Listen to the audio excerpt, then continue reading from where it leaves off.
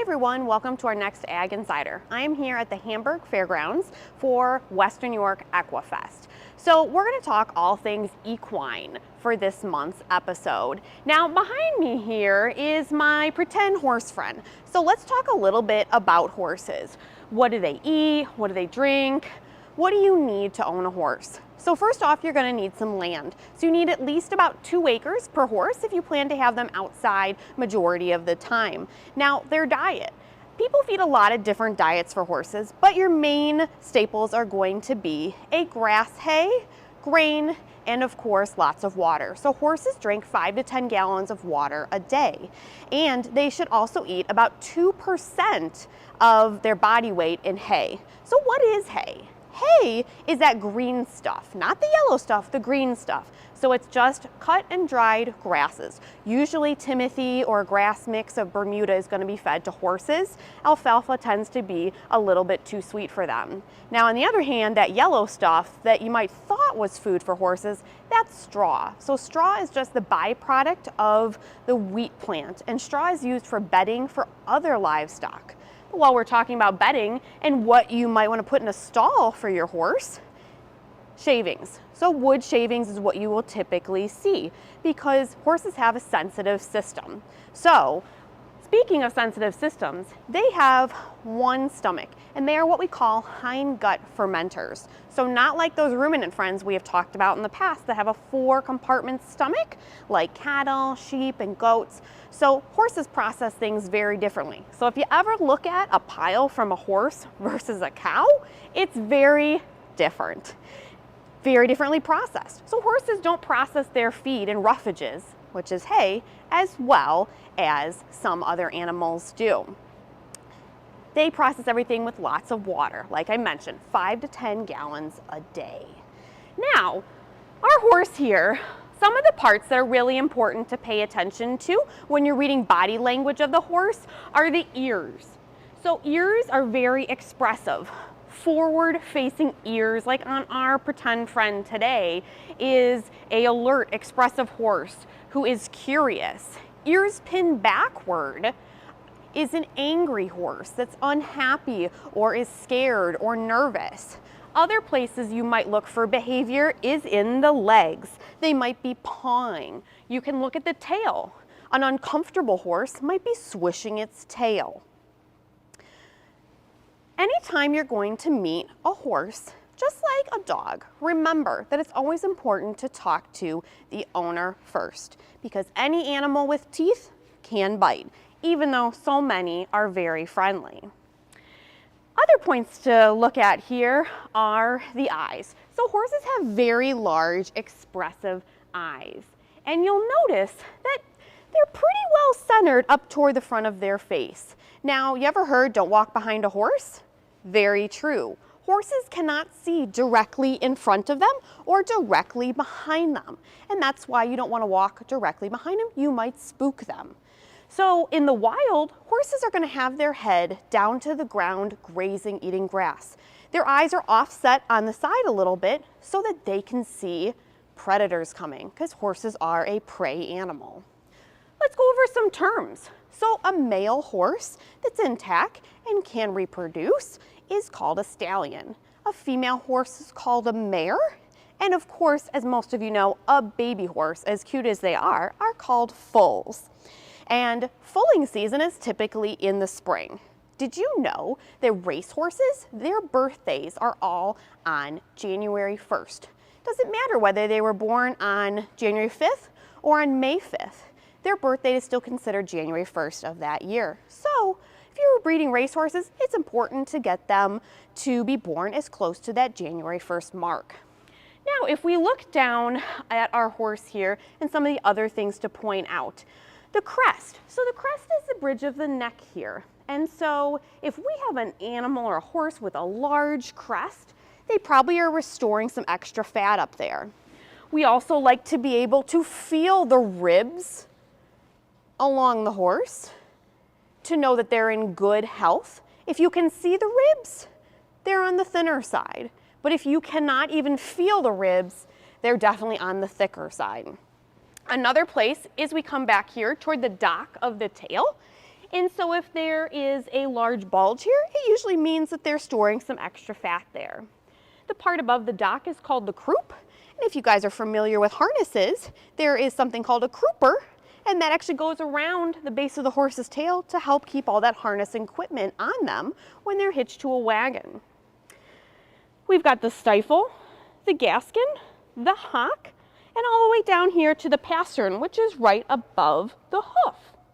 Hoofs are very important in horses, so they're a large animal, anywhere usually between 800 to 900 pounds to draft horses weighing 1,800 to 2,000 pounds. So those 4 hooves are super important to keep healthy and keep the animal sound and on its feet.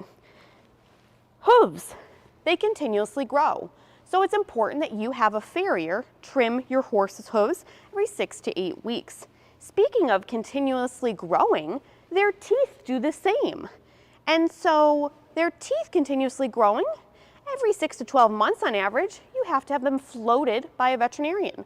Floating refers to the term of filing down their teeth so that they don't have any sharp points and it's easier for them to eat and makes it more comfortable for them. Let's talk a little bit about how you measure a horse. You may have heard horses are measured in hands. Well, why not just measure them with a ruler, with a yardstick? Why hands? So hands refers to about 4 inches, and we measure horses like this, in hands, about 4 inches for an adult size hand. So ponies are 14 or 14.2 hands and shorter, and horses are above that. Height is measured from the withers, right here, down to the ground. So it's not from the horse's head height. Their head is usually carried higher. It's from the withers down to the ground. Now that we've learned a little bit about the parts of the horse, the terminology, and everything equine, while we're here at Western New York Equifest, we're going to visit with a couple of clinicians who specialize in different disciplines and have their own horses here to show that off for you.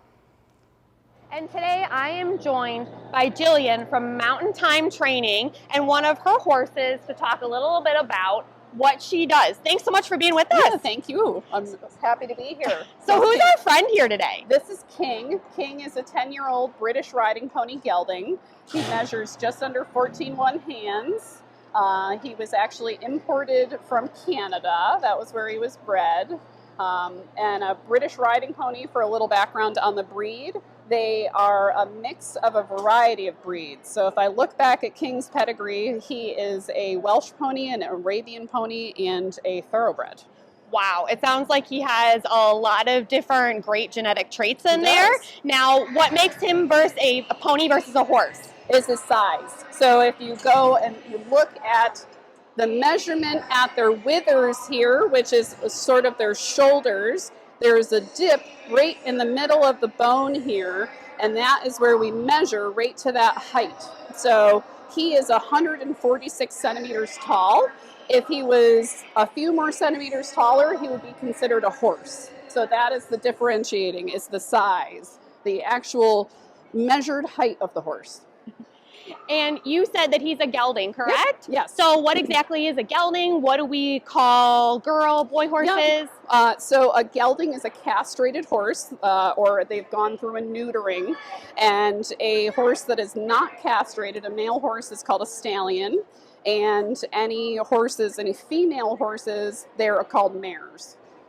Awesome. Well, thank you so much for having him here with us today. Absolutely. And I noticed that it looks like he's got a really cool haircut going on. So what's that for? So this is called a trace clip. So you can see that I've trimmed underneath his neck, his chest, his front legs, and back along his barrel here all the way. So this is to actually help him cool down. So you can see he's just drying from his demonstration that we did in the arena, and this allows more heat to transpire from their body so they don't overheat.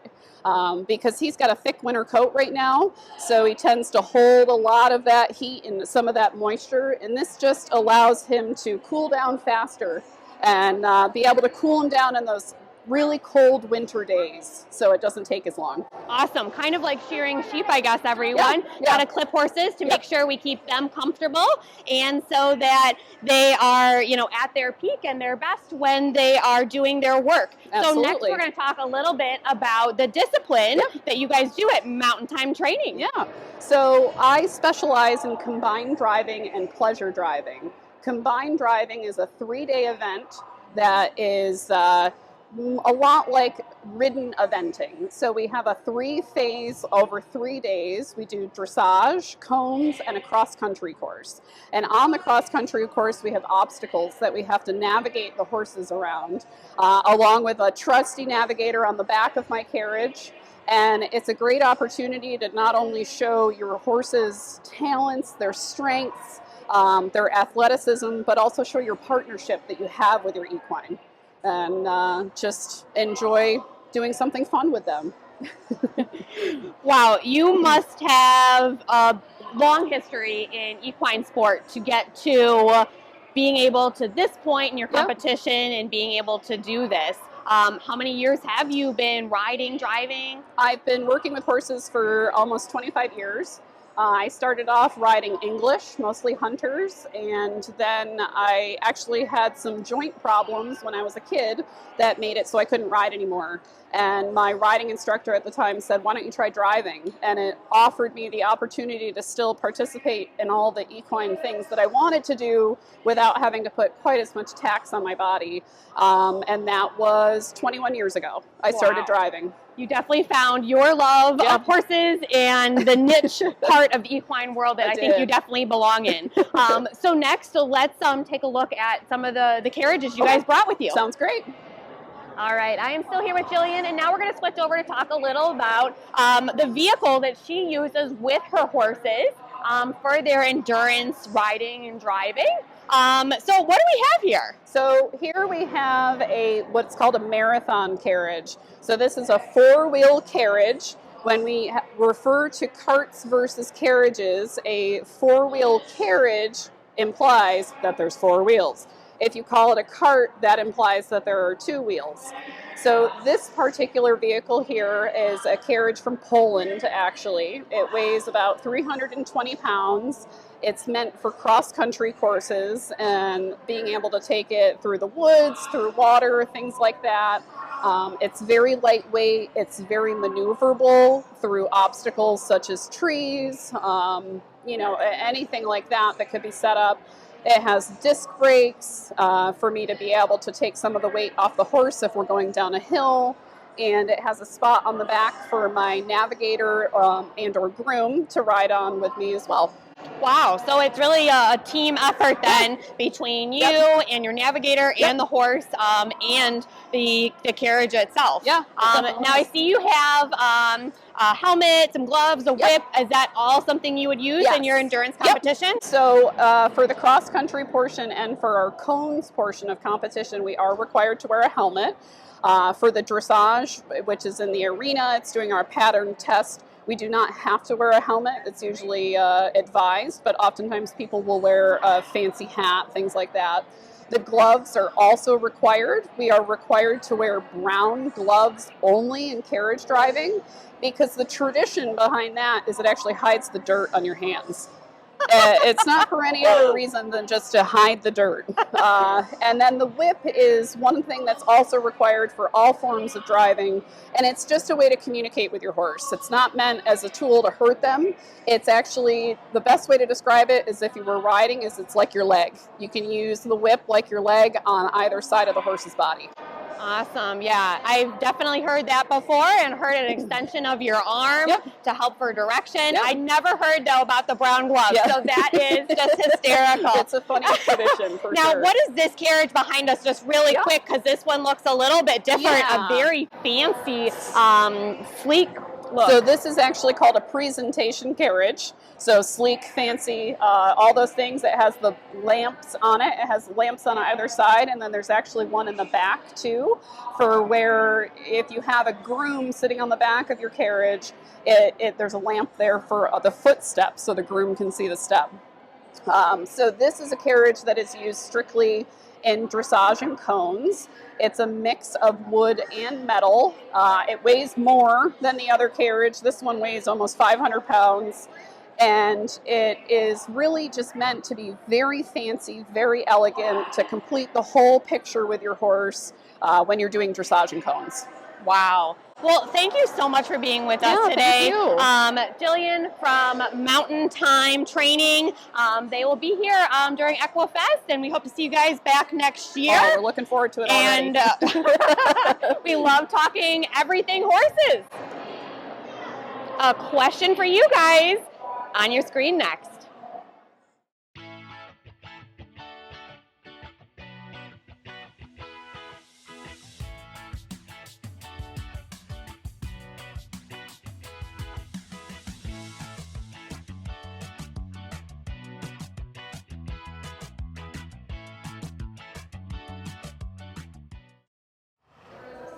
Hi everyone, we are on to our next segment here at Western New York Equifest. So I am joined by Kayleigh Marie of Braveheart Beast. Kayleigh, thanks so much for being with us. Thank you for having me. Now, who do we have behind us here? So behind us we have one of my performance Liberty horses. This is Alchemist. He is a 13-year-old Frisian paint cross, and he is my most advanced horse. I have a team of 4 that I travel the country with teaching and performing what we call Liberty work. And he is one of my star players. He absolutely loves his job, and coming to events like this and being able to demonstrate to people, it's one of my favorite things, but is also one of his all-time favorite things in the world. So he's having a little R&R right now, eating his lunch, as all the VIPs need to. Absolutely. Yeah. Now, I know he was out working with you before, doing some of the trick training. What does that entail? Yeah, so we had an amazing demo earlier today showing off some of his favorite tricks. When we're working horses at Liberty, we're working with them without any kind of physical connection between us and them. We rely on really good communication, and a really fun aspect of Liberty work is adding in tricks. So teaching horses how to lay down, how to rear, how to bow, how to do fancy movements like the Spanish walk, and using those tricks to help them express themselves in all kinds of different ways. And Alchemist, being really playful and expressive, he often takes over the show. Because he just loves like to now. be, yes, just like now. He loves to be the center of attention. He knows at the end of the day it's all about him. Yeah. Kayleigh, now are these natural movements for horses, or are they something you really have to work on training them to do? Good question. So every trick that we teach our horses has an essence of something natural to it. So we like to start with things that they will do naturally, and using behavioral shaping. I like to use clicker training for my trick training. I'll build and alter those behaviors to either add duration, add more expression, maybe ask them to put a creative spin on it to create something new. But it's really fun to see how they put their own personalities into everything that they do, too. That's one of my favorite parts. Now, what is one of his best tricks, we'll call it? Oh gosh, one of his best tricks, he is what we call a good lay down horse. He's not always the most energetic, so the moments that he can really lay down and settle in, like during a routine with the team, he's my most reliable lay down horse, and he actually knows how to roll onto his back and balance on his back while I stand over his belly. Which is one of his favorite things. It's actually kind of funny to see because he just naps while he's there. So in essence, napping is Alchemist's favorite trick. Napping is his favorite trick. Yes. Maybe a good back scratch in there. Really cool. Exactly. Now we talked about the trick training. Mm-hmm. Now what's the Liberty work? So Liberty work is our ability to ask our horses to work with us and around us without any kind of physical connection. So being able to utilize the tools that they use naturally to communicate with each other, to operate in a herd setting, we're able to build an incredible connection with them so that they find fulfillment in just existing around us. Even deeper than what we get physically with them, it's creating the natural desire to engage with us, to want to answer the questions that we ask. And even though we can express this through working them at Liberty, whether they're following us or circling us, it's a mentality that I find translates into everything that we do with them. So my program, I describe it as something called Liberty-centered training. Okay. which is taking the principles we use to create Liberty work and then applying it to our horses in ways that work with everything that we do, not just Liberty itself. Wow. So it seems like a really important connection with each individual horse is key. Absolutely. And the beautiful thing about it is it's not just about the individuality of the horses, it's about the individuality of the people too. So noticing that every relationship between every horse and every person is going to be a little bit different, and being able to navigate that and appreciate that for what it is in all of its uniqueness. Awesome. Yeah. Well, super cool. Thank you so much for having us and anytime. sharing this handsome guy with us. He's back to eating. He is. Well, we'll let him finish his lunch. And now a question for you guys.